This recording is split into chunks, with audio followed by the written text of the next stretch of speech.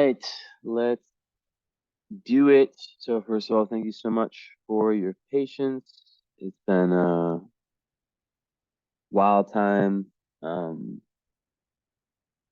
Been tough to, I was away for a month and just catching up on all these readings has been a long process when you're in America for a month and you're only able to do like 3 or 4 total from uh mid-December to mid-January. So thank you for the patience.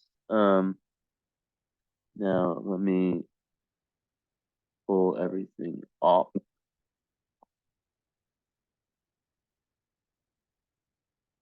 Okay.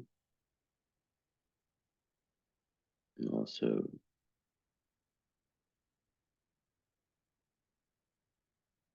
okay.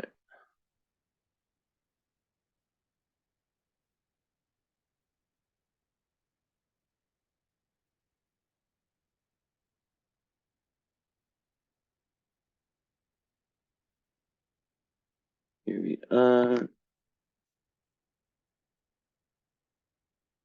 Change the name, blah, blah, blah.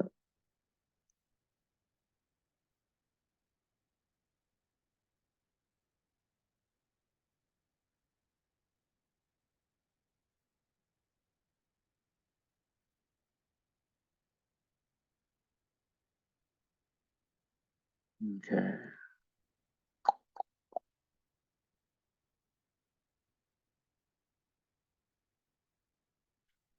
Let's get this.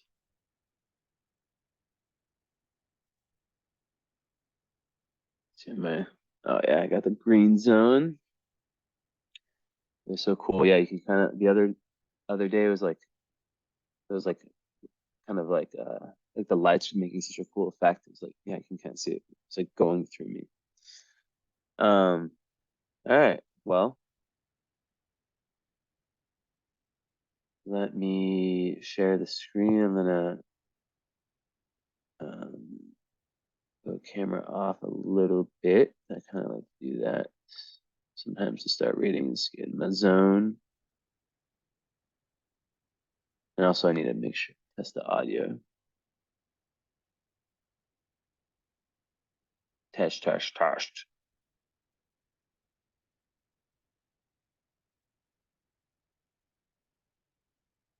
Okay.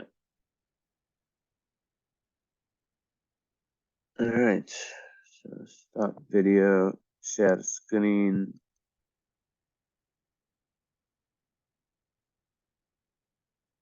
So the first thing I always look at is the moon. I see it's in the 12th house, Cancer, square Pluto. Pluto down there in the third. So, that's and you have an 8th house sun in Pisces like me. Very cool. And Leo rising, of course, like me. Um, the nodes are in the Aries Libra axis. Yeah, Pluto and the North Node in the same house. It's always fascinating for me, karmic astrologer, because those are probably the two points in the chart um, that I look at the most, or at least like when it comes to my brand of astrology. So we'll get into that, but very basic. Sun and moon exactly trining each other, like both 10 degrees. That's a really nice thing to have. If you think of the sun and moon like a yin yang, like one represents the masculine part of your personality while the other one represents the feminine part. Um, there's definitely an agreement. I'll give the metaphor sometimes of us being like ships, and the sun is one captain, the moon is the other, and you have some charts like mine where sun square moon, uh, very different things that each one wants, right? But with both being in water signs and water houses, you're going in the same direction. Now the ascendant, that's different, but um, the sun and the moon are more more important than the ascendant in the sense of their meaning to you, how they represent you. It's like an egg, right? Where the ascendant is the shell, right? What people see, your personality. The white part is the sun, and the yolk is the moon. So right off the bat, clearly a very, very deep, empathic, spiritual, person. I mean, you are just the ultimate. I mean, having an eighth house sun and 12th house moon is just the ultimate, like, you know, these two houses are the two most spiritual houses, right?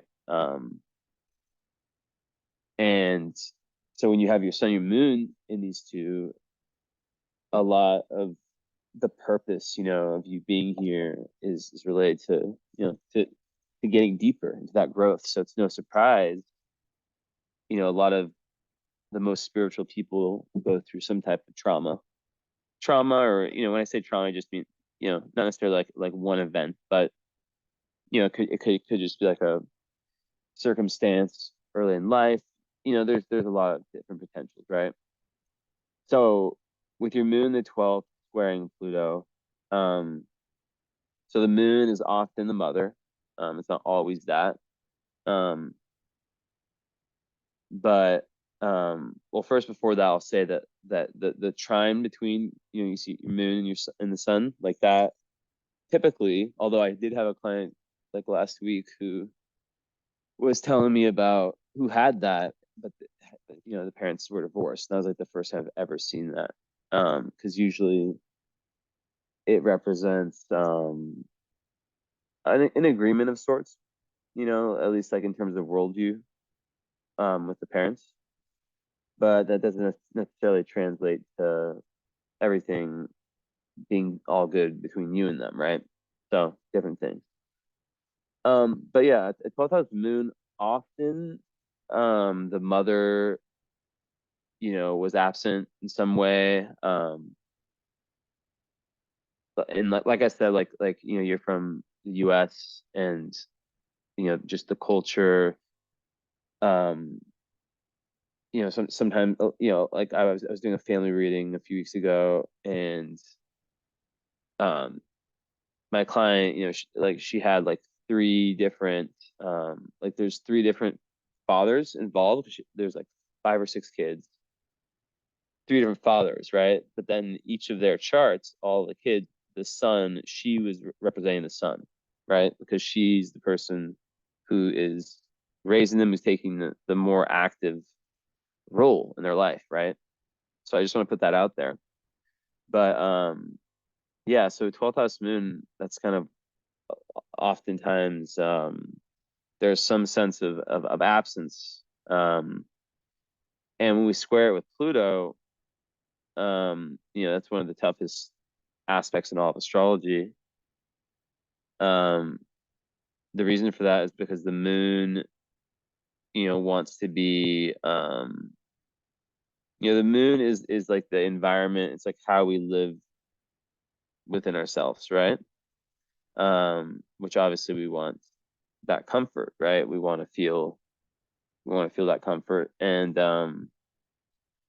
security. So when moon is for Pluto in a natal chart, it typically means that it is a trauma marker for sure. And it can give, a very intense kind of inner emotional life, especially being a Cancer moon, right? Which is very, very emotional. And, let me see if there's any. So yeah, so Mars square Uranus opposite. So the T square there with Mars, Uranus, and Saturn. So yeah, like impulses and whatnot can come from like very mysterious places, right? And basically, um,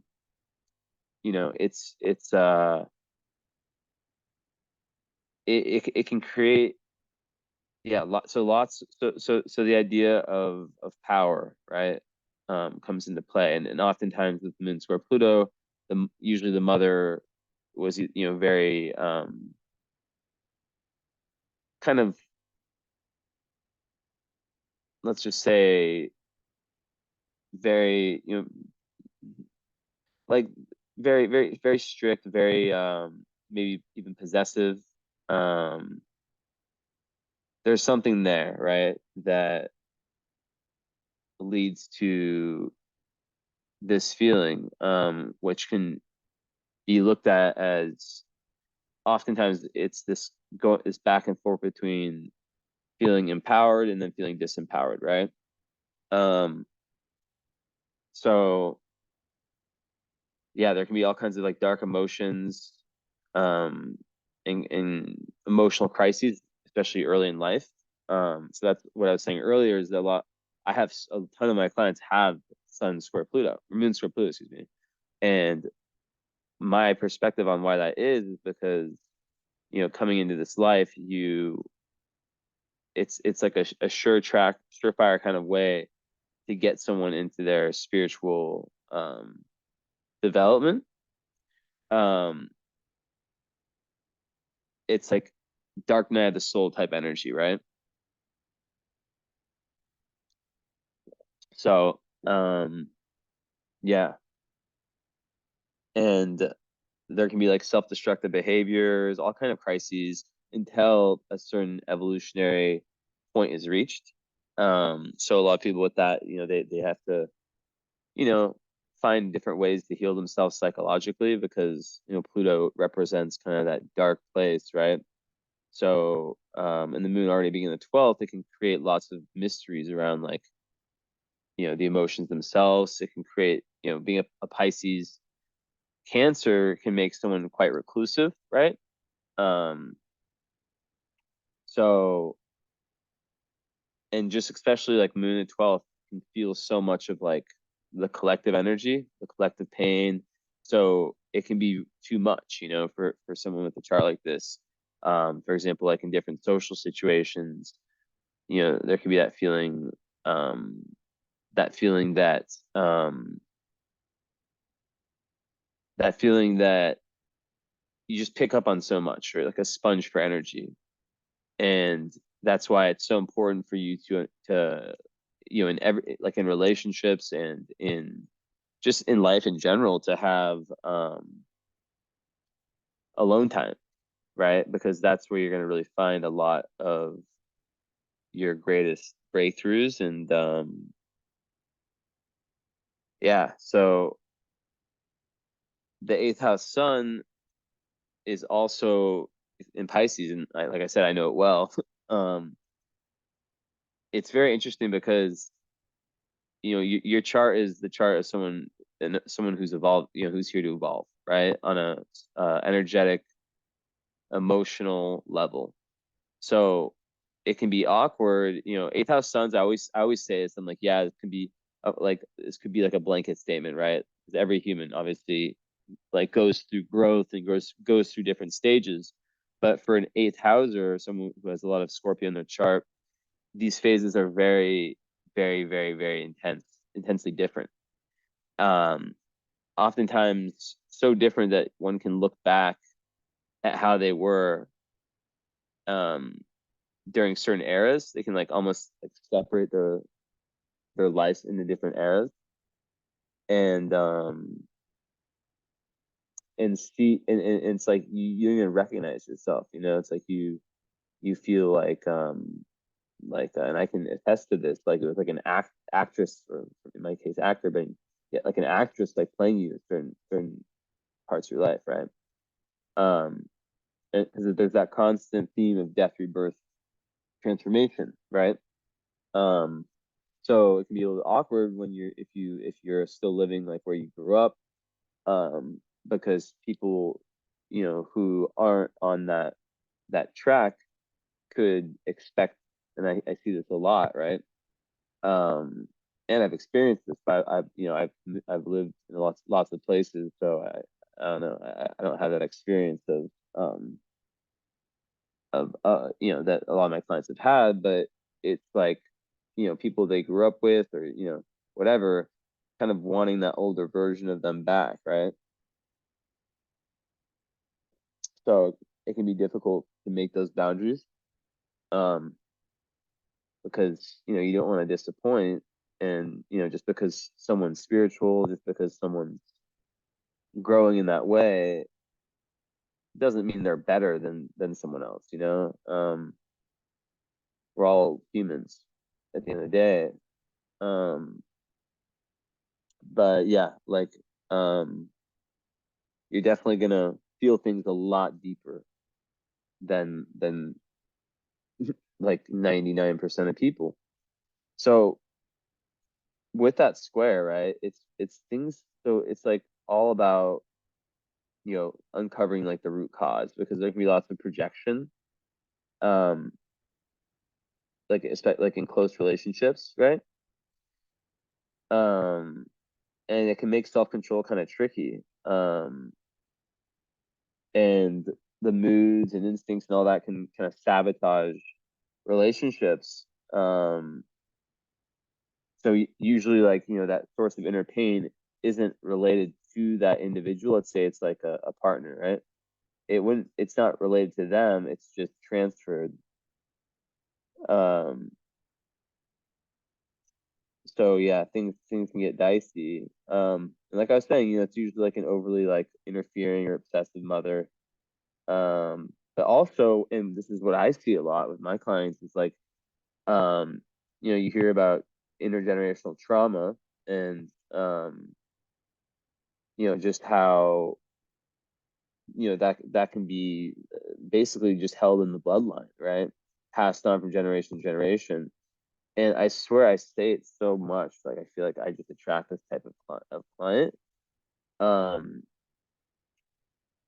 that you know it's really important for you to be able to look at yourself and understand what's yours and what's not yours, right? Because then when we add the Sun square Neptune, that could, especially being a Pisces, it can lead to lots of like identity issues. Where's your Chiron? Chiron is in Aries, right? So there can be, yeah, all kinds of identity issues and not really knowing who you are, which is what propels you into wanting to go deeper, wanting to like understand things on a deeper level, and kind of get into, get deeper spiritually. Um, so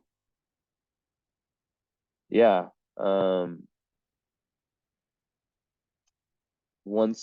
so people with this, a lot of times, like, they just need to learn to they need to do the work. They need to go deep, and they need to transform, and to kind of feel that trauma, um and find more, I guess, more positive outlets for it, right? Which, like being some type of healer, for example, would be very, something very good.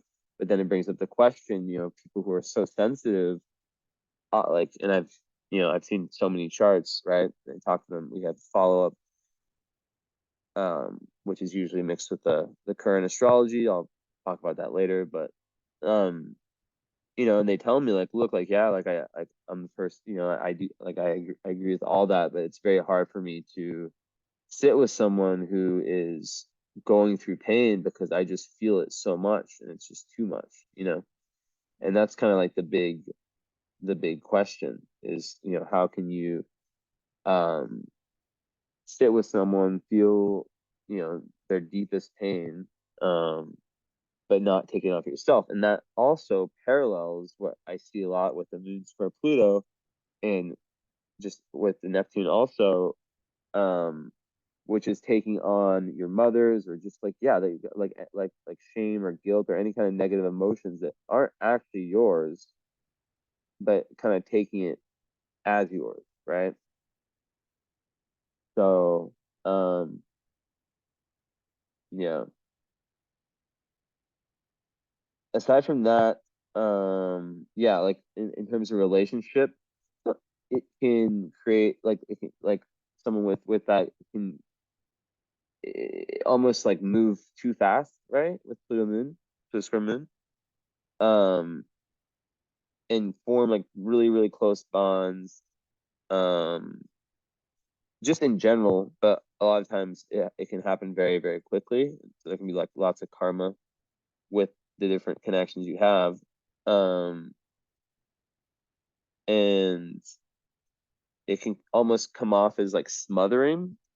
And the lower manifestation is like a need for control, a need to, yeah, to like, because like if growing up, like the relationship with the mother was based on power dynamics and manipulation and control and stuff of that nature, and it's unhealed, then it can translate to adult relationships, right?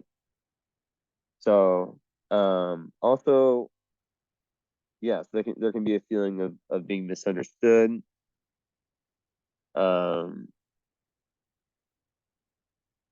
just the intentions in general. But yeah, it's a tough one, right? Because there can be, like kind of the self-victimization, jealousy, like things like that that all are just reflections of what needs to be worked on, right? So, um yeah, what else can I say about that? 'Cause it's so important. I always spend time when I see, moon hard aspects. It's like the most important thing, one of the most important things. Um, so another big thing is like there's this huge link between the shadowy, darker sides of reality, whether it's people, places, things, whatever it is, right? Um, Pluto is the journey to the underworld, so it's meant to happen. And what I tell people who go through these types of experiences is like to not take it as shame, because people grow, and in time let's say they have like they went through like some really difficult experiences. um what can happen is they can even when they've like kind of completely grown past that, they can think that they can still feel shame from that. So it's very important to not take that. um but yeah, overall, um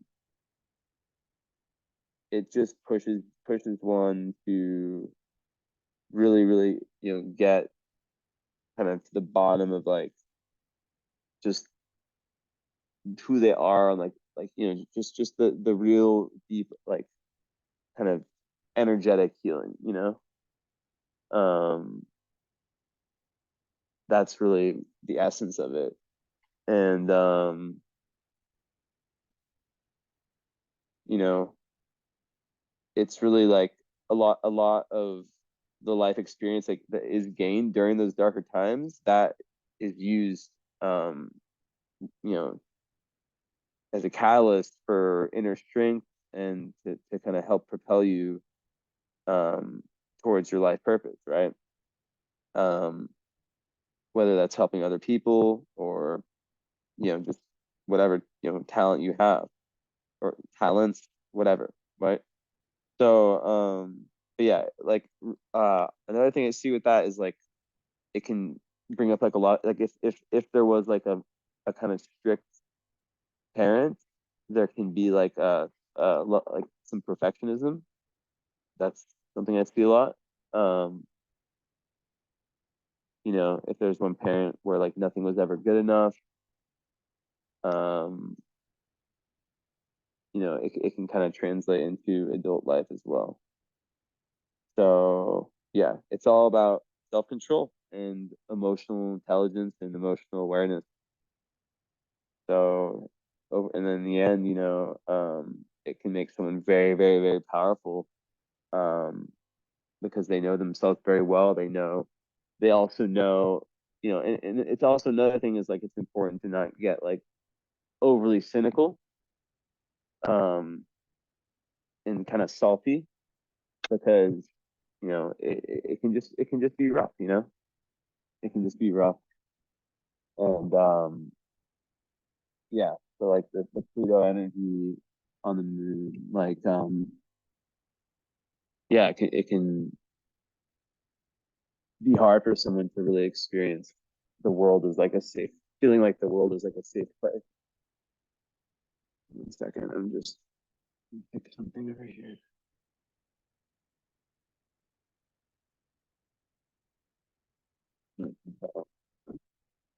Sorry, like everything's breaking now.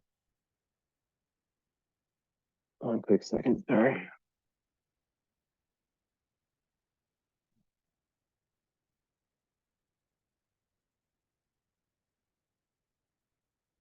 So yeah, with so with the fact that's in the 12th though, people 12th house moons like they really do need that alone time. Like it's not even like a desire or like it's really like a need, you know. And I always tell them like one of the best ways to kind of learn about yourself is through kind of where you're at when you're in your like equilibrium, like when you're at your place of equilibrium, your place of balance. um and then you can kind of go out into the world. Let's say you hang out with a certain person or whatever, right? And just have the ability to kind of deduct, right? Like if you're like if you know yourself, like okay, so this is how I am when I'm alone, right? Let's say it's like a 5. Or, I don't want to like rate it, but let's just call it like let's just say it's just like a level, right? It's like level 0. Um, and then you go around somewhere, you go in a different environment, whatever, and you come back and you tune into yourself and you're at a -5. It's just a really powerful tool to be able to kind of judge. And being Pisces Cancer, it's 2 water signs, so you know a Cancer moon typically is very, they're able to kind of meet their emotional needs. But yeah, it just like it can come from such a hidden place that can be very difficult to manage and figure out. Um, but yeah, then there's like so being a Pisces sun and having Neptune squaring it. Neptune is the planet that rules Pisces, so it's not like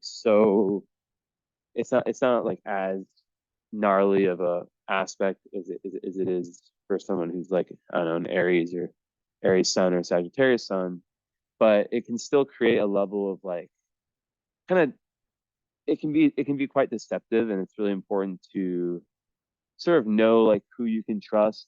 It just taking things slowly in relationships is really, really, really paramount. And overall, there's definitely a level like when you speak about like romance, for example, um, of kind of like the like it can lead to some disillusionment, right? Um, and also it just creates like a lot of battles that someone has to overcome in order to truly feel like you know confident about themselves, about going back to like this the self-image thing, right? It can create lots of confusion around that, around who am I. It can be tough to see, right? um and like I said, because you are so sensitive and so caring, it's like very easy to kind of fall victim to like those energy vampire types. Um so yeah, I mean, just like really important to know about that. And what else? So yeah, I mean this one could be related to the father, or whoever the son represents. And some people with this can yeah, there can just be like some confusion, right? And kind of paranoia. Also, Neptune, you always have to watch out for like drugs and alcohol, right? Just like escapism in general. But with that, from a young age, you're really forced to kind of deal with your weak spots, right? Um, and it can be really hard to know who to trust. And as a Cancer moon, Cancer, the whole thing with the crab that puts itself back in the shell. It gets hurt once and then it kind of locks itself back into the shell. Um, so that's one of like the things with the Cancer moon, mixed with the Pisces, is that escapism, kind of running away from like the reality of the situation can be very, it can happen, right? Um, so yeah. Um, I think one thing I noticed with that aspect is that people will tell me like that they um like it's a very, very, like, it can make someone feel very, very misunderstood. And like sometimes, like, when they're like, people will think they're lying and they're not. And so it just makes it even more important to kind of like strengthen that spiritual muscle, if you will. um because as an eighth houser, that's where you're meant to shine, right? It's the eighth house, the world of the underworld, right? The world of mysteries. Um, it's the healer, it's the mystic. So yeah, but yeah. Also, it's very, very like common with the Neptune Sun square to, yeah, just feel like you're kind of battling against the odds, and also like I I feel like a lot of people with that like feel like a big responsibility to humanity, um, and they will join social causes or whatever it is, right? That they care about. And that's like one of the best things for the 12th house and Pisces in general, is to have that surrender and to really just do things that are for the greater good. Um, because also this can bring up like lots of like phobias, um, and just like fears, different fears, right? Um, and yeah, like I said, misrepresentations and deception. So um, it's really, really important, yeah, to really like have a strong sense of like your morals and what they are, um, and just stick to those, right? Because Pisces and Neptune in general can be a little bit like a chameleon energy, right? So yeah. Um, and another big one with Sun Neptune is just self-doubt, right? Self-doubt. And it can have like some, there can be like some issues, like definitely like psychosomatic issues, right? Where if there's like something on like an energetic emotional level that's not um figured out, it can kind of lead to a sickness of some sort. So what I always tell people, who have this, and it's also like, Sun square Neptune is amazing for like anything creative, music, um, anything artistic, right? Um,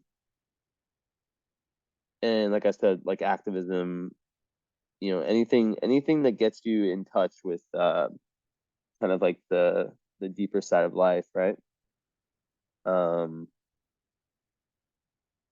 is really good. But what I always tell people is like Neptune rules mirrors and cameras. So um, you know, it's very healing to just like film yourself. You know, like doing like you have to show anyone. You just like, like take your phone out and just do like a vlog,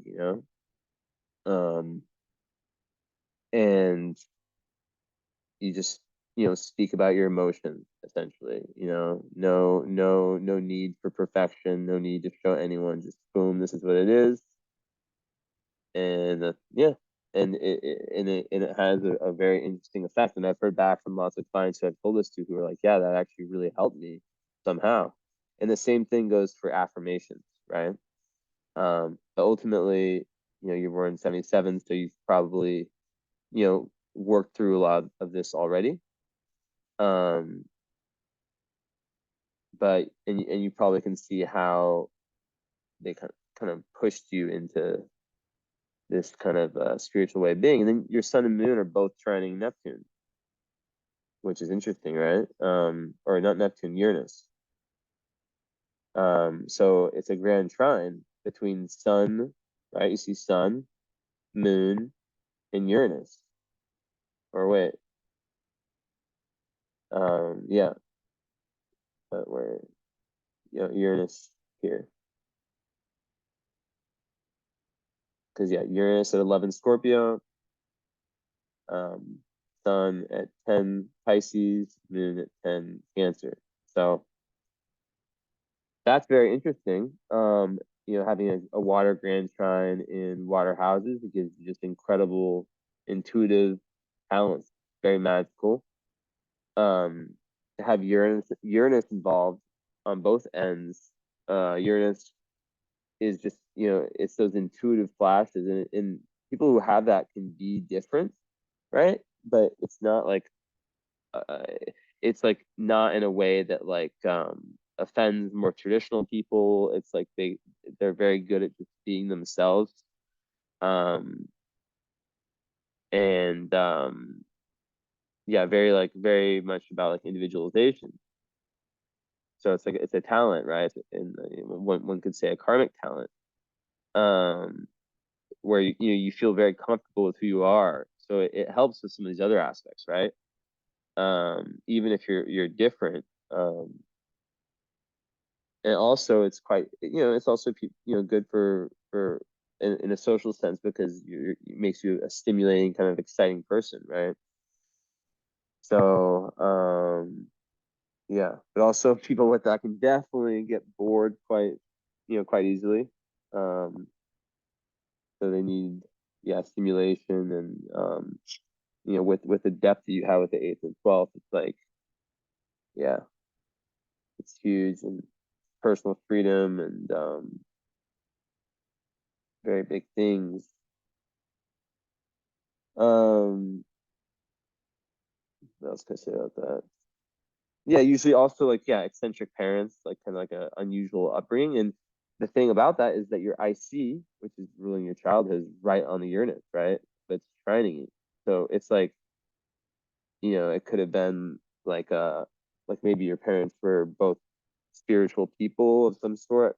I mean, it's hard to know exactly, but um, you know, it definitely on the IC, it will make one like very comfortable with changes. They can just kind of deal with, for example, like moving. Um, they're able to deal with it a lot better than others. So that's really, really good, really big. Um, yeah,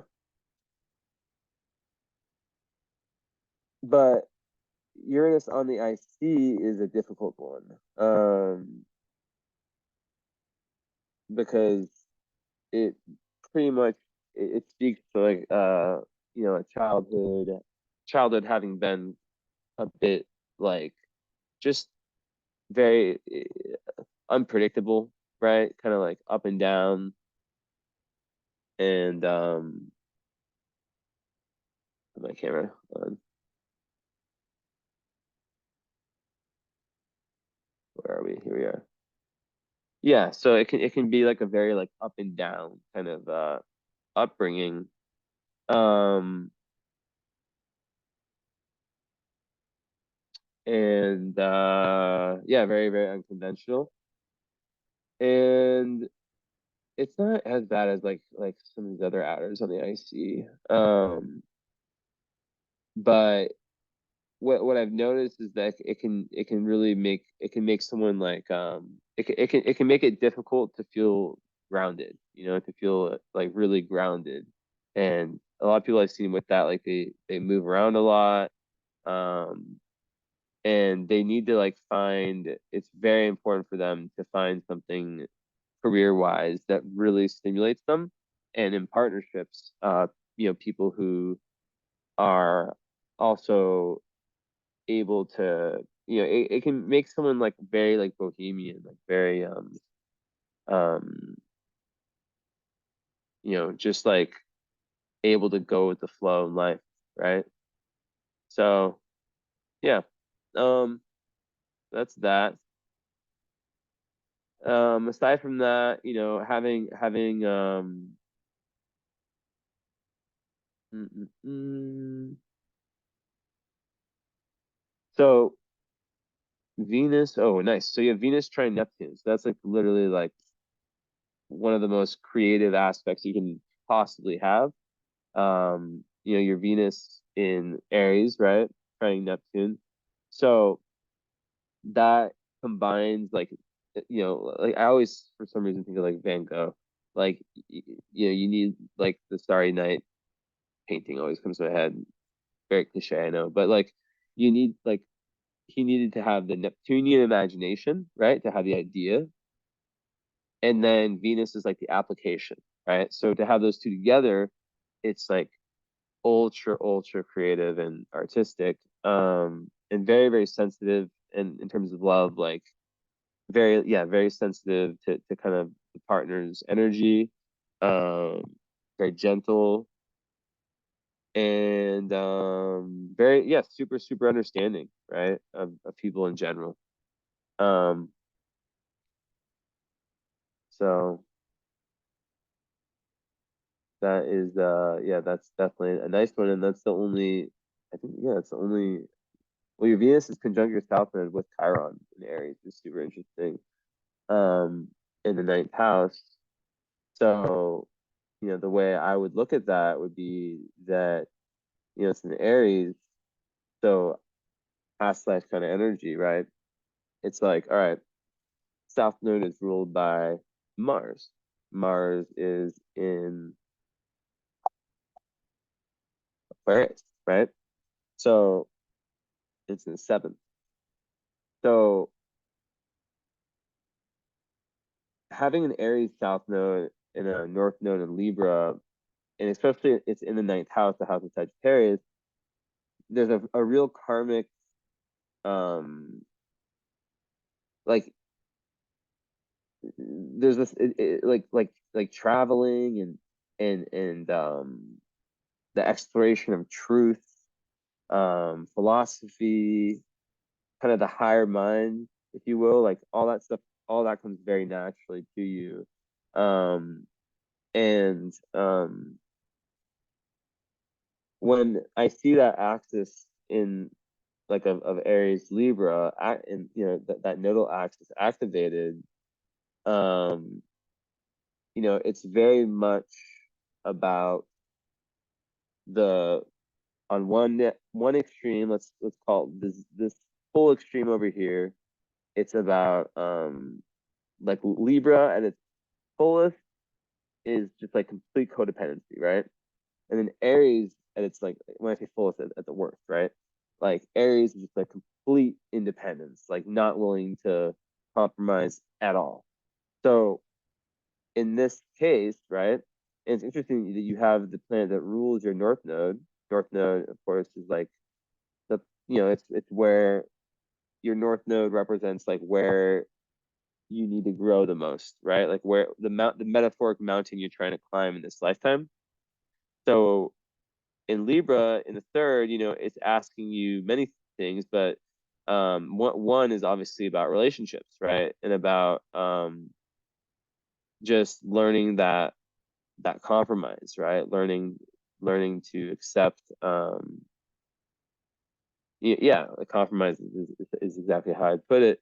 Because the Aries ninth house tendency would be to just be this adventurous, like I'm doing it, like very independent individual, right? So it makes sense that you have, I believe that we have like our sun, our moon, and like all the personal planets in certain alignments because um for very specific karmic reasons, right? So if your past life tendency, you know, has been this very adventurous person, but like there's Chiron there too, and Venus, so it's like you add like someone who's a healer as well. Like there's a real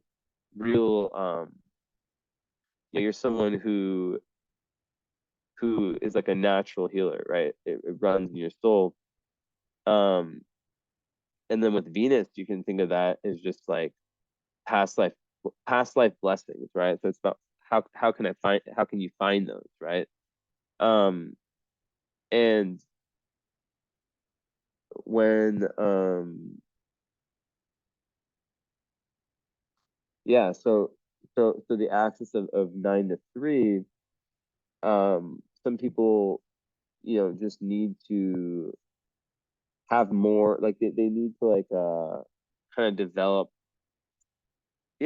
the higher and lower mind. Um, and it's just yeah, it's interesting stuff. Let me see one thing real quick.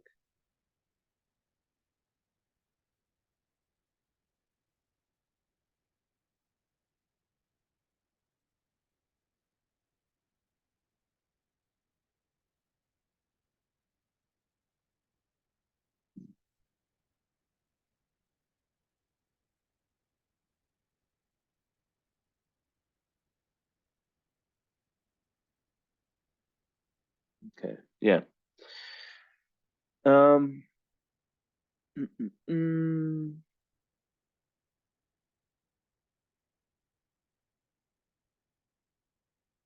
So yeah, I'll wrap back around to the nodal story. Um, that's very very unique, and there's no squares to it. 'Cause let's see, like a 26 cardinal, then there. Yeah, so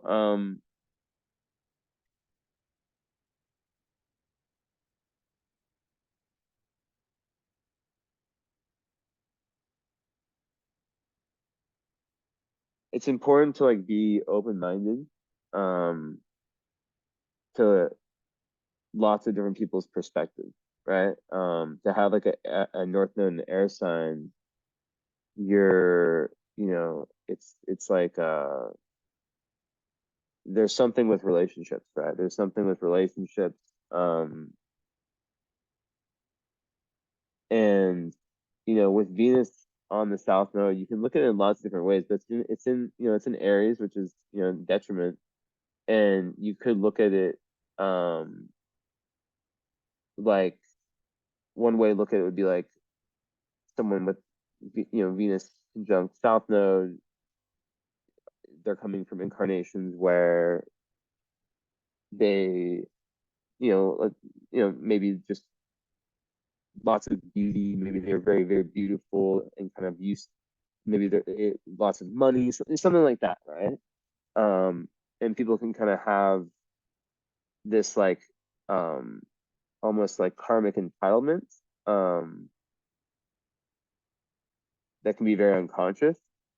Um, but also, South Node with Venus, it just makes sure that the relationships you have in this life are very, very karmic and very fated, and they're meant to really push you to that North Node.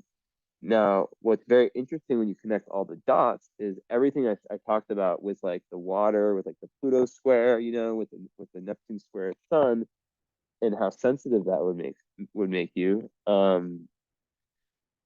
it's interesting that the North Node is in Libra, right? Because it's like it makes me think on a soul level that in this, like in past incarnation cycles, that you've you've done the fire thing, you've passed that test. In this life, it's like really about more of like the underlying emotional stuff, right? So the parents that you have in this life, they were meant to bring up these very, very succinct energies from past lives. That makes sense, right? And then that gets transferred to relationships, um, which is ultimately where you're learning a lot. And in third house, that's about finding your own unique voice, right? To have Pluto down there too, it is paramount for you because there could have been past incarnations. You have Saturn retrograde, yes. So it could have easily been the case that there was some level of let's say past life conditioning, um and it's really important for you to like do the groundwork when it comes to information, right? Pluto third house people can be very good when it comes to like probing deep and researching, and just but like the need is to find it for yourself, right? um find it for yourself, not just like believe anything, right? um because in past lives it's very likely that that exact tendency of just kind of having a belief system and then not investigating led you down a path that wasn't in line with like your true self, right? um so let me look at one thing really quickly because I want to see something. Hold on. Give me just a second, please.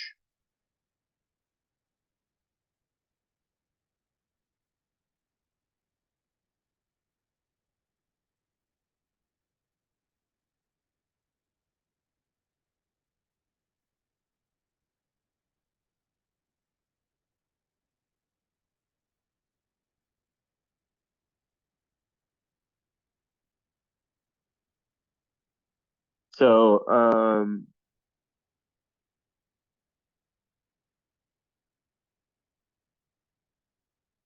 mm,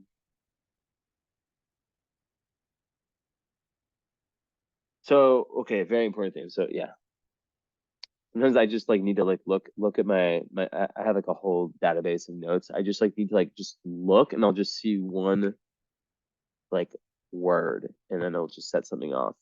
Um, but really, it's about you like really looking inside yourself for the answers, right?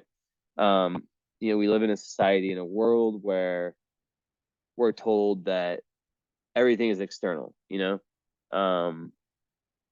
but with a chart like yours, whether it's through writing, because like the third house also is about writing, it's about communication. So to be able to have like an outlet of that sort, right, where you're able to kind of get what's in somewhere, like an outlet, would be massive. And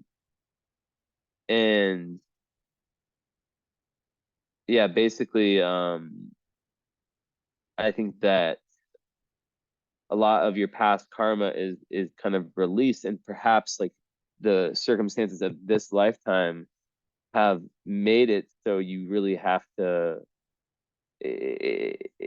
it's not like it's more difficult perhaps for you to connect um on that deep level um with like parents or like it could have easily like kind of set you up to really have to like do the work yourself, like really to have to dig in to whatever fears you have, right?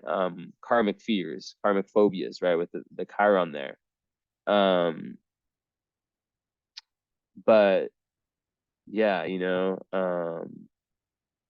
it's like the person can go on this search, right? Like because of the culture, right? Like just so many different roads of healing and medicine and whatever it is. Um, but then you know you find out that this knowledge, this wisdom that you're seeking, you had it all within you. So it's just about like getting deep in whatever way that is, right? Um, so yeah.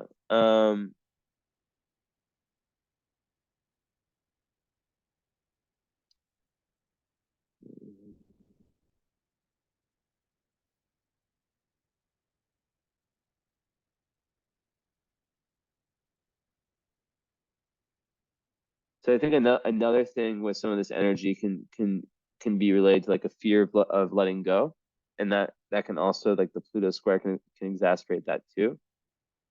Um, and yeah, so it's interesting, right? Because yeah, there can be all kinds of yeah, just like coming into this life with different like on one end like with different pain, but also with like lots of like hidden talents, right? Um, as a healer.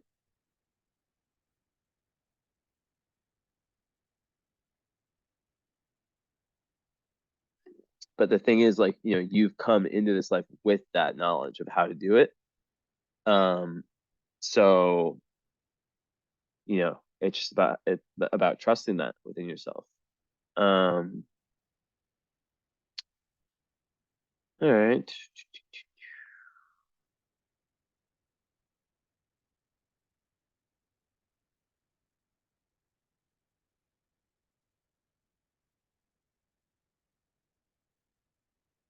Also, it's really important to not just be the person who's always coming to the rescue.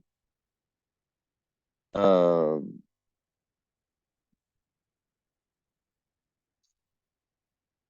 there, especially with a Neptune square, there can be that tendency to want to do that. So boundaries for a Pisces Sun square Neptune is super important. Because people will, you know, they can feel that empath energy, right? Um, and it's important to have those boundaries. So yeah, yeah. Anyways, so the Mars, I'll wrap back around, but like, yeah, so like the Mars energy is interesting. I mean, it's right on the descendant, so the seventh house is Aquarius ruled, so you definitely have this mix of like wanting deep emotional closeness in your relationships, right? But also the spontaneity, right? You have Venus and Mars sextiling each other. Um, so it creates, right, like the Mars and Gemini, they need to be like best friends with their lovers, right? But and it's on the descendant and it rules your south node. So it speaks further to that karmic relationship tendency, right? Um, but you'll be attracted to the more unconventional types, the people who are more, independent and individualized and not just like robots, societal robots. And as a Venus, it's interesting because like Venus conjunct South Node, like I said, like the karmic partners, and you'll feel this like very fiery, like the way it will happen can be very, very intense and quick. Now with and hold on for a second because it's not showing me here, but you do have Venus opposite Pluto. Interesting. So that speaks further to kind of what I was saying before, but it's different. Um, so that's a really difficult opposition. It can lead some in some cases like a self hate. Of course, all oppositions and squares are meant to be overcome, obviously, right? But with Pluto here, Venus, there it goes back to what I was saying earlier about how, well, I guess I didn't really go too deep into it, but because I have Venus square Pluto, by the way. And um there's this major need to learn to really value yourself for the like unique individual you are, and to find that self-love. Because with Venus, hard aspect Venus Pluto, there can be such an intensity, like an overbearing energy, like that love and romance and all that is like what's the expression? Above all, be all, right? Like savior of everything. And people with that, like, usually it's like earlier in life. Let me go back to sharing screen. Actually, I feel like this first. But so yeah, you see like here, opposite here. So yeah, it can just be rough, and it can cause the person to kind of come on really strong, and and also attract really dark partners until they start to truly learn self-love, right? Um and it's just like mimicking like where they're at, right? So yeah, I mean, I've seen this so many times, where there's like a toxic kind of pattern in relationships, because Venus in itself is all about self-love, right? And it's just a perfect metaphor for kind of society, and just how people, how it's not my expression, but they try to find God within, their partners, their relationships, right? And it's a big expectation to put on another human being. Everyone's imperfect. And with the Mars on the descendant, there can be like fights and a certain combativity in relationships. So yeah, it can just lead to like this real difficulty.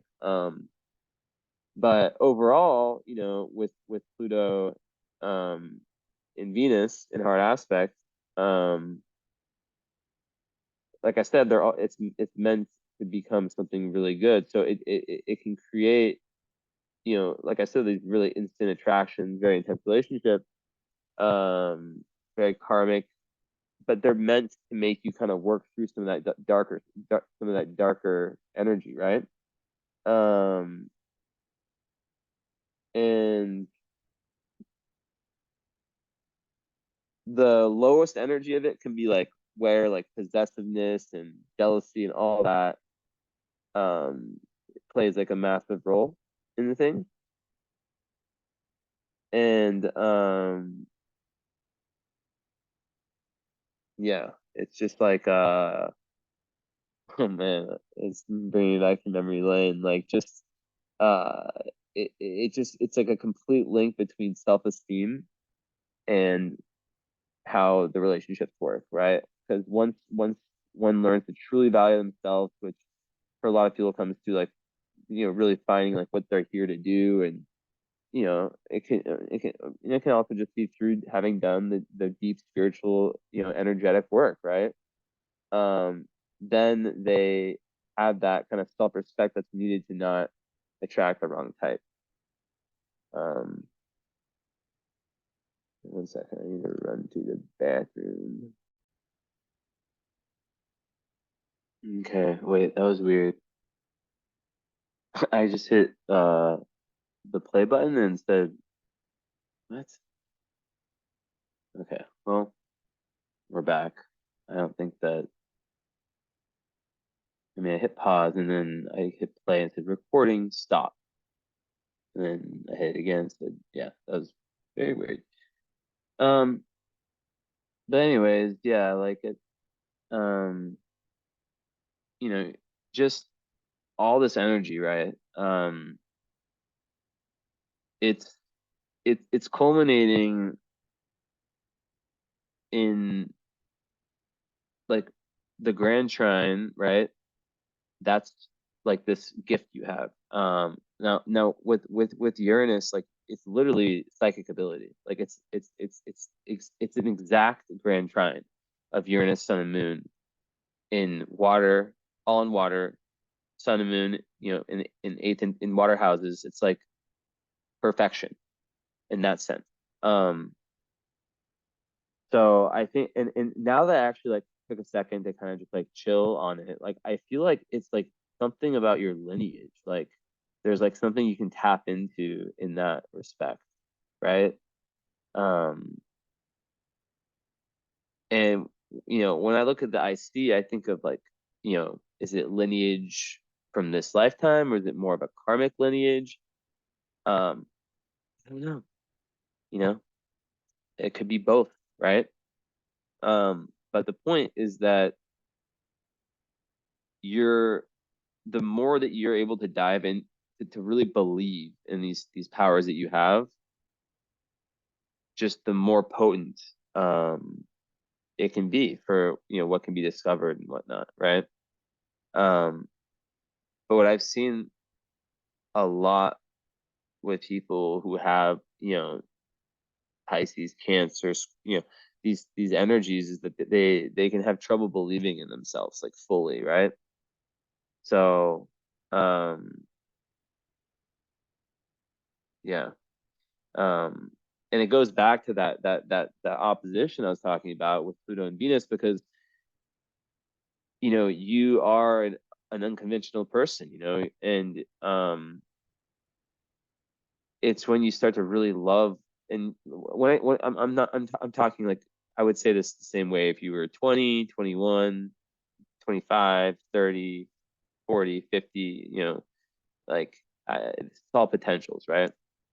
But when everything is culminating in this third house in Libra, it's like, okay, you're trying to also find a more diplomatic approach within the relationships and also with all the other energy, like a way where you don't shut down, um, and where you're able to kind of handle like like really like find new like strategies to handle like the lower type of communicating,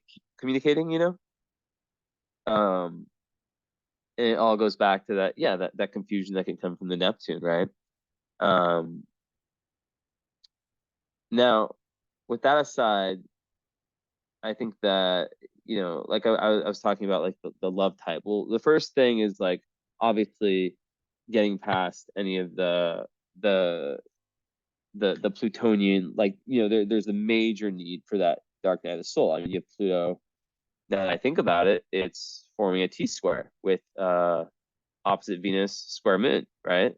Um, so and that shoots out in Capricorn, right? In the sixth house, close to your vertex. Um, so it goes back to this idea I was saying before about how work, like kind of charitable work that is, really like based on something service, right? Like service to humanity, how that can be the um ultimate just way that you're able to find this deep meaning, right? This deep meaning. And it can, with 12th house, it literally has the magical effect, right? Because you truly feel yourself as a part of the whole, of the oneness, right? And it's very, very nice. And when, with Juno and Scorpio, I always look at Juno as like the ideal mate. Um, I think that it just speaks even further to like to that real karmic. I mean, 29 degrees, that real karmic connection, but also like a desire for that depth, which you would need as a Pisces Cancer, right? Um, and basically how, yeah, relationships in this lifetime are a conduit through which how you transform some kind of darker emotions that have been you know held within from different lifetimes. We don't know exactly when, but we know that those energies existed, right? So I think like it's almost like a barometer that you can measure um everything from, right? It's how your the quality of your relationships, right? Because so much points to that part of your life. That's interesting. Yeah, definitely the piece about compromising and just that desire for like, or that karmic need for kind of right human relations, right? Cooperation, and also with the ninth house south there can be a tendency to like force your opinion on other people. um so a big lesson there is to just know that everyone has their own time. When like, because you are so deep and you have this Pluto in third, which also makes you like this person, like when you get interested in something, you can just go full, like just like intense, like just go crazy, obsessive about whatever it is. But not everyone has that, and you're very non-superficial. So it's like you can do very, very well at like the highest, like philosophical, abstract types of communication, but then perhaps when it comes to like the more basic stuff, maybe it's difficult, right? Or not difficult. Maybe it's just yeah, a little bit more challenging. So there's a book called Nonviolent Communication. That's a really good book. My psychology, one of my masters, we read it, and it's just like a book that should be taught in every school. I don't know if you've read it, but that would really be relevant to kind of the nodal axis that I see. But yeah, overall, you could also be attracted to partners from different cultural backgrounds. Um, with the ninth house Venus, I've seen that a lot. But Venus also conjuncts Chiron, so you see how these things are repeating themselves. It's like it's and it's conjunct the south node, so it's like you're here to really fix a lot of I got a weird deja vu, but you're here to really repair a lot from the current past, right? um and it's the first step is really the internal. It's like, because there can be like these cycles that keep playing themselves out in relationships, but it's really pointing to the need to look within and to figure that part out for yourself. And then the relationships will reflect that. um but that's also like a combination of a very like I said, like a gifted healer, like a karmically gifted healer. um so but also it does give that big like that innocence, that like childlike innocence that can make you, once again, vulnerable to emotional pain, and so it can make the Cancer moon, Pisces sun, fear commitment, like I was saying, right?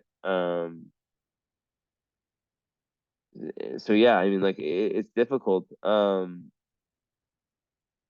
but that's kind of what's here to be healed. Be learning to trust, and then like with Black Moon, like interesting, it's in Taurus with Jupiter, right? So I think about that. I'm like, okay, it's in the 10th house. Jupiter 10th house is like a beautiful placement for career and advancement, and just good karma, good luck when it comes to fortune, not luck. When it comes to when you're following your right path, It's also very good for money. But just the right things, the right meeting the right people at the right time, all that stuff. The Black Moon Lilith there, to me, it's like I always think of like, okay, um, it can be your self-defeating behavior, right? But it can also be transformed into something amazing. So it's totally makes sense it's in Taurus because um, there could have been a reticence to or there can be could be um, to taking those deep dives, right? To really surrendering towards those major transformations that Pluto is asking you for. So sometimes Taurus energy can be a little bit it doesn't want to always change. It likes things the way it is, right? Which is great because Taurus, it's heaven on earth. And having your Jupiter there, sometimes it can make someone like, just love the finer things in life, right? Um, but then at the same time, um, you have to watch out for like an overindulgence, right? But I just think overall that would speak to like major kind of witch energy too. And I don't mean that in a bad way, I mean that in a good way, right? Because like Jupiter makes everything bigger. So on the Black Moon Lilith, they could really elevate that. Um, so it's pretty fascinating.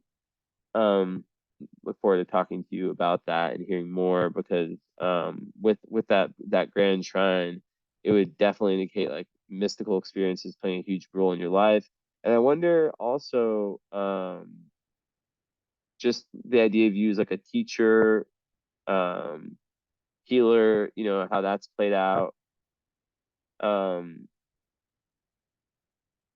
and just because like there's so many signs that are pointing to like this like early pain in childhood, and then it's like, all right, now you heal it, and then you figure out like through you having healed it, you then are able to use that for your life purpose, right? So that's interesting. And then yeah, like just super in tune with like all of the energies, like all of the energies, the zeitgeist, So where you live is really important. If you work like if you're working somewhere like for a company, for example, like that, it just things that things have a major impact on you. You are a sponge, right? So energetic protection is very important, especially you know in the 10th house. People can be jealous um of your success, right? They can be jealous of your success. Um, that's another thing about Black and Lilith that can represent what by house, like where people can be jealous and cast like the evil eye. So yeah, that's interesting. But overall, when I see Jupiter like in the 10th or in the second, I'm like, okay, well and then I see like a lot of these like really emotional ones. I'm like, okay, well a lot of life purpose is about it's almost like God's like, okay, like let's make things like good for them on this like financial level, so they're not I mean, yeah, eighth house sun too, which can lead to inheritances and benefiting or marrying rich, really like benefiting from other people's resources. But yeah, like overall, when I see these types of things in the chart, I'm like, okay, they're not meant to focus on this in this lifetime, right? They've probably overcome a lot of the karma associated with money. So yeah.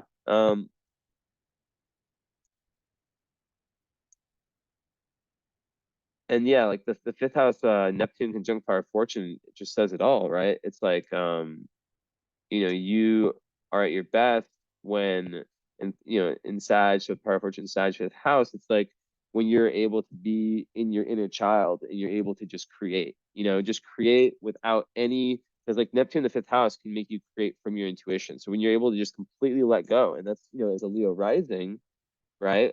Which I haven't even got into. 18 degrees. You have Saturn there at 11th, Pallas there at 16. Um, you it's interesting. I look forward to hearing about how this experience is because Leo rising's it's fixed fire, so you can start things and then follow through, right? And it's the sun rules your chart. So like the eighth house, just like me, we have similar charts in that sense. Like, um, that's where you're really meant to shine. That's a very dark place.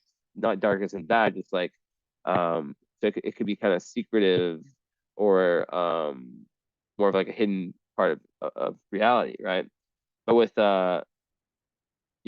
Saturn ascendant, it can make someone quite shy, and it can make it difficult for that Leo rising, which can be so exuberant and out there. Of course, you do have like all that water to really like be like that. And that's why I see with that North Node in the third and Pluto in the third, it's like your throat chakra. You're here to really, really work on that throat chakra and letting yourself just speak from that authentic place, right?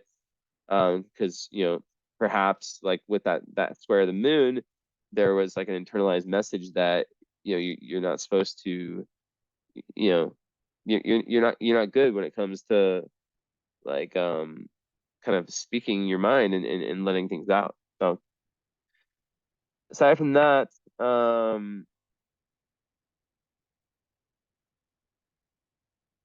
yeah, I think so yeah, Chiron and Aries, I didn't really get into that much, right? Just independently. I mean, in the ninth, you can feel rejected for your beliefs early in life. And in Aries, it's like someone who I see it a lot, Aries, Leo, like where like they almost were like forced to grow up really quickly, with that Pluto square moon. Maybe there's just some trauma or just like a kind of traumatic kind of scenario that made you like not feel like you could really assert yourself or really kind of like be like like feel that power, especially with the sun square Neptune, right? So it's really about, through the deepening of your experiences towards truth, right? That's ultimately how you heal that. But of course, it's all connected to your South Node Venus, so it's all part of this trio, which really it's about uncovering the karmic gifts that you have, and I see that all over your chart, especially with the Grand Trine. Now you have two Grand Trines. The other one, well, I don't use ascendant when working a Grand Trine, but still, yeah, it's Neptune, Saturn, and Venus. So, and fire. So you have a fire and a water Grand Trine, and um, yeah, I mean, like as I was saying before, like the Neptune part of fortune, like your greatest joy and your flow state comes when you're able to just like create and really just give back to the world and really do things that you believe in and that are linked to your the highest manifestation of you and just society and humanitarianism and all that, right? Um, so yeah, with Venus kind of like combining that, it gives you like this real amazing ability to be very, very loyal in relationships and have long lasting relationships. And also, very romantic ones as well. And it's also very, very good for creating and for being able to really have like this mix of like stability, um, responsibility, consistency, um, and just pure beautiful, you know, imagination. And yeah, so that's really, really interesting. Um, so yeah, I definitely think that you know, you're able to you really want to have that. You really feel nurtured when there's that kind of like atmosphere of peace and beauty and um just fairness in general. You're able to be very generous in the way like you praise other people, right? And I was saying before about how Leo rising, it has to be unleashed, and it's probably after Saturn return that things got a lot easier because of like the eighth house sun, 12th house moon, water. That can create a very reclusive person.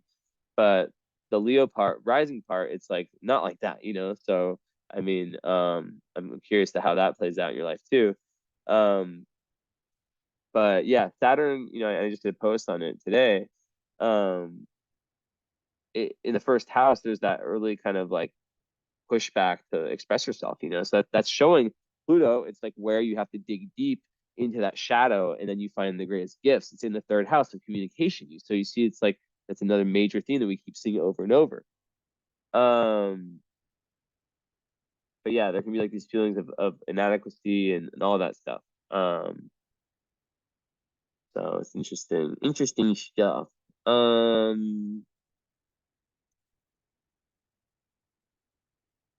Then, just being a very strategically minded person, very creative mind. I think that like any type of creative project, the arts, it's just the chart's just screaming for like art, like just that very very like just artistic, and I don't say that off all the like I'm not like saying that all the time, right? But it's just everywhere, right? Um, and you're very very very original. So and unconventional, defying stereotypes and whatnot. And you have an ability to really really like carefully kind of, it's like you're playing chess, and kind of like plan this step and this step and this step and this step. So it's all fascinating stuff. But yeah, overall, you're moving towards trying to open up that throat chakra, being curious about the world and about, finding whatever it may be, um, and really getting the core of it yourself. Um, so Mercury, I haven't really mentioned, it is in Aquarius descendant. So, you also in partnerships really like to, communicate in partnerships. It gives you very, very inventive and ahead of your time mind. So I have no doubts that you're very, very intelligent. Um, and you know that it goes further to like having the Mars there too, to like the importance of that intellectual connection in the relationships. Um, so yeah, like being able to like share, like kind of like bounce ideas off each other is super important. And yeah, like Mercury and Aquarius people can be like geniuses, like they're just like ahead of their time, just really original way outside the box kind of thinking. Um, very like yeah, kind of like rebelling against like kind of traditional ideas and just like able to kind of just like really think for yourself. Um, the square of Jupiter is just kind of like I have that too. So it's like sometimes promising more than you can bite off. So many plans, that you can almost like do this, do this, do this, and sometimes you can't really keep all the promises, right? Even though you have good intentions, right? So it's good to know about. Then Mars, like I said, you have the T-square with Saturn and Uranus. So Uranus, where is it? So, yeah, here and here. Um, no, here. Yeah, so the apex of it is Uranus, interestingly. So it shoots out in Taurus. Ooh. Um, right on the midheaven, interestingly, because you have Uranus around the IC. So Mars square Uranus can make someone super rebellious, a very volcanic energy. So there's a big need to like work out or have some type of like physical thing you can do. Um, there's a big need to like learn self restraint. Like I was saying before, like with the Pluto square, like the tough emotions come from a very very unknown place. Um, but overall, you are it makes one very courageous and also accent prone. Yeah, I have to add that one in there. Like you have to really just kind of think about things. But having all the water you do, it'd be different if you were like an Aries, double Aries, right? So um so the fact that and then Mars opposite Saturn, that is so up until your Saturn return, lots of setbacks, right? Lots of setbacks. It could relate to your father, right? Um, and it's just the feeling of being pulled between like expressing your energy, right? And holding back.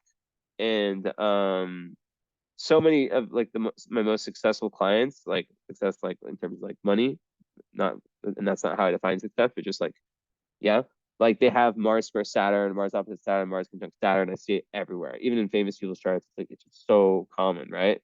It's because they have to like face so many setbacks like in the first 30 years, and then after that, like things just like the setbacks go away, but they're stuck with that determination, that grit, you know.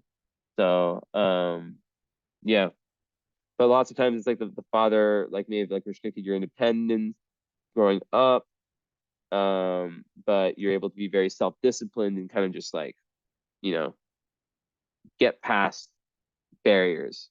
So the T square shooting out, on your midheaven, that's just showing how, like, your career can reflect these energies, and how, you get past that feeling of you like it gives clues as to like what the perfect career slash dharma for you is, right? Something that really stimulates you, right? Where you're really, really, kind of learning that diplomacy, kind of just ability to kind of communicate with different people, speaking your truth, um, and you know, able to like something that really stimulates you, right? That would be very important, and it could be, like in midheaven, and I have midheaven also in Taurus. Like, it's interesting because Venus rules your midheaven, and Venus is conjunct your south node, so it would be very karmic, like.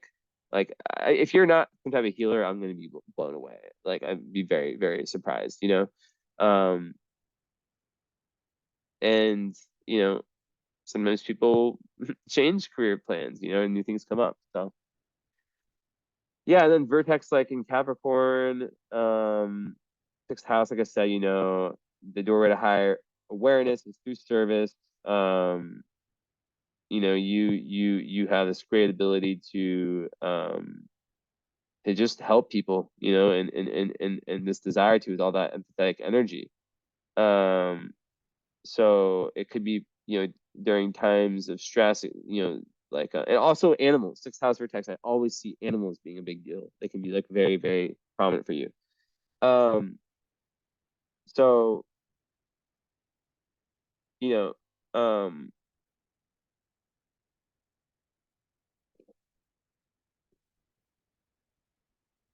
so I think that hmm,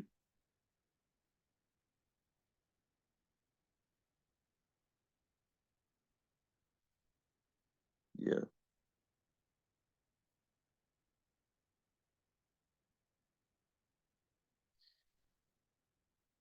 Mm, I'm just gonna throw it out there, like crystals. I wonder, like, if you have any connection with like crystals. Yeah, but yeah, just consistency and really like feeling like what you're doing is really, really giving back. It's so important. So, aside from that, you are um there's like lot, you like ritual is like a very big thing for you, like for your emotional well-being. Um, you are someone who like it's through through your actions that you show love. That's like another one of your love languages, right? Another thing about Venus and Aries too is that they can be the go-getters, like in love, but then once they're with that person, then they want the independence, right? So there's this real like kind of balance I'm curious about, but between all that water, that closeness, that need for closeness, but also that need for space and that need for independence and remaining kind of keeping your independence, keeping yourself within relationships, right? But yeah, very loyal. And yeah, just like how you nurture yourself by having like very like kind of healthy habits. Um, yeah, and I think that that's the 12th, like that's just like that commitment. I swear I see that like so many charts. Unreal. Um, just that commitment to like spiritual values, that spiritual life. Um, so and then Cancer, just like that commitment to the family, to loved ones. And once again, it goes like with the moon there, like if you're hurt, you can kind of withdraw.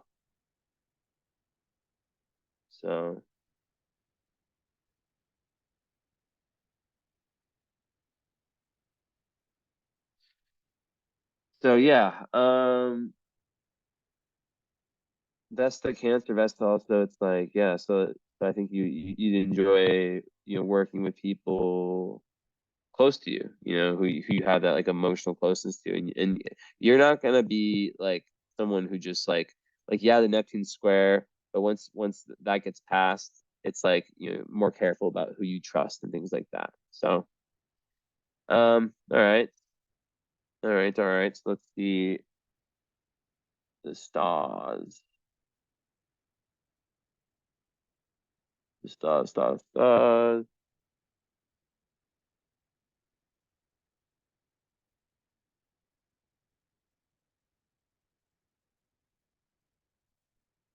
Okay, la la la la la la la la.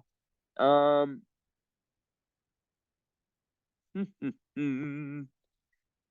so nothing there. Super cool. You have Palace Rising, Strategist, and various third eye open energy.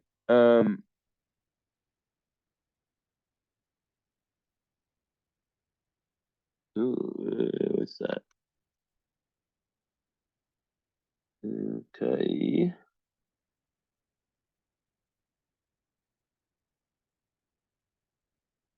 Okay, okay, okay, okay.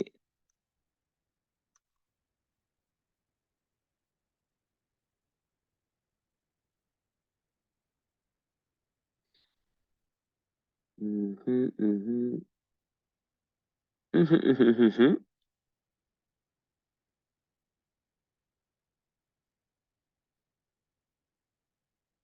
I'm not saying what I think I see. Oh, wow. Mm-hmm. That's this one. Got a ball. No. Oh, Aphrodite conjunct Sun. So Aphrodite is like beauty, and you have it on your sun. It's like that princess type of like beauty.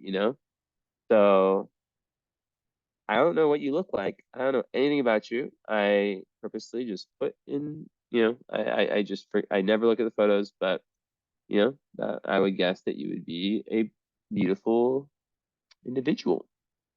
Um, then what is this? Hmm.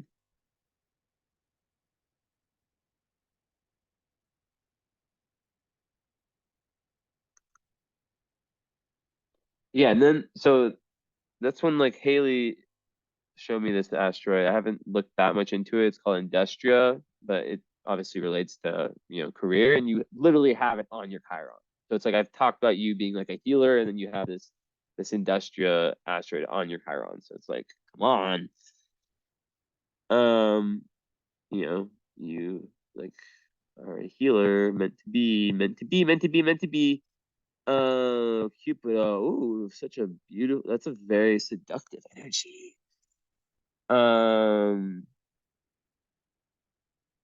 and Algol and Jupiter, which is like a really good placement for Algol. But then what is interesting? Your Sun Moon midpoint is right on your midheaven. So the coming together of the Pisces and Cancer is through your career. That speaks even more to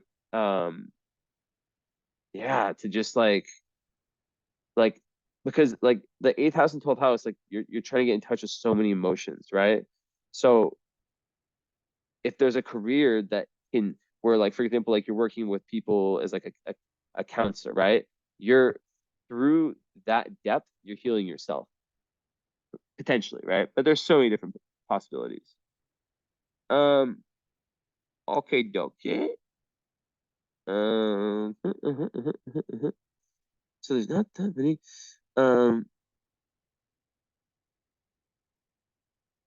hmm.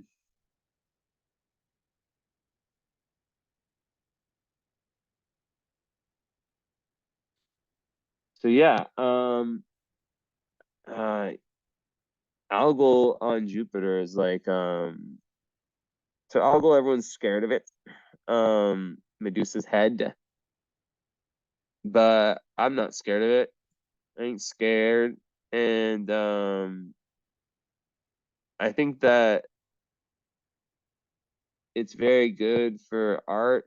Um, I think that with Jupiter, like it can be like if you have it like with like your Mars, or, there's different planets you can have that with that. It's not it's not good, but with Jupiter, it's the best placement for algal. Just gives amazing creative talents. Art, music, whatever it is, and you can literally to the point to where you can make a living from them. So, and with the Black Moon Lilith there, I think that it just speaks even more to that witch energy. So, and then having Mars in Aquarius, which I have too, you just have this real ability to just kind of like it's very hard to pin you down, and you're just very humanitarian. You want to do things to help people. It's beautiful. Um, so yeah. And then no, no, no, no, that doesn't work. Yeah, it does. Wait. Mars. No, doesn't work. Does it? Yeah, it does. Mars opposite Saturn. Did I already talk about this? No. Yeah. Wait. Yeah, I talked about that. I talked about it. All right. So last thing I'll say, final remark. Um, just yeah, even like Juno, like squaring Mercury on the descendant, it's just like there's an like a huge like it's like you're pushed into this karmic journey. This is the one about like it's a very important lifetime about finding yourself emotionally. One second.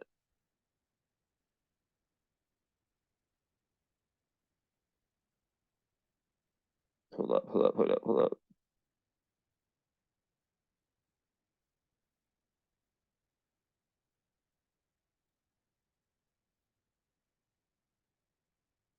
One sec.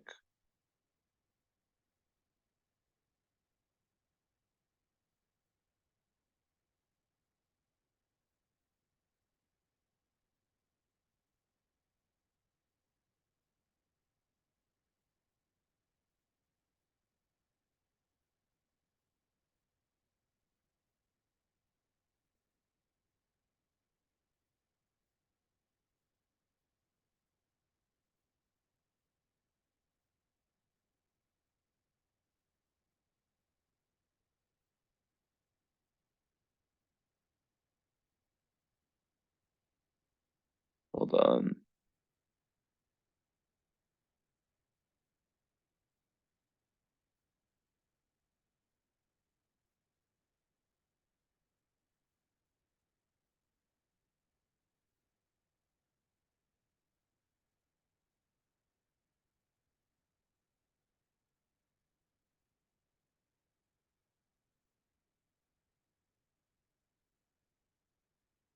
Okay, yeah. So yeah, like just major talents. You gotta lean into those.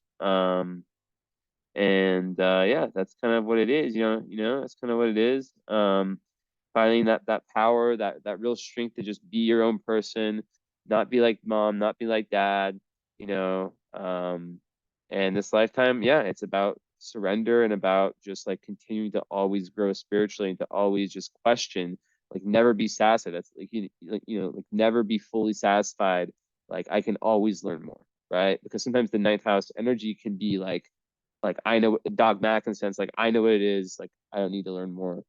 Like there's always, like more that we can learn.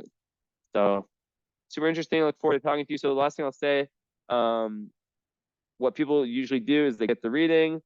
And once again, I'm sorry it took so long. I just nothing I could really do about it. But yeah, basically they will get this, and then you have the follow up. Then most people they mix the follow up with the current astrology. Current astrology / spiritual alignment. Now I would give you this at a massive reduction. Um, and the follow-up's an hour, then the current astrology, like I'm going over like all of like the different transits, everything, solar return transits, um, progressions, you name it, and then we're also kind of talking about whatever needs to be talked about. So it ends up being like around like a 3 hour live kind of session, right?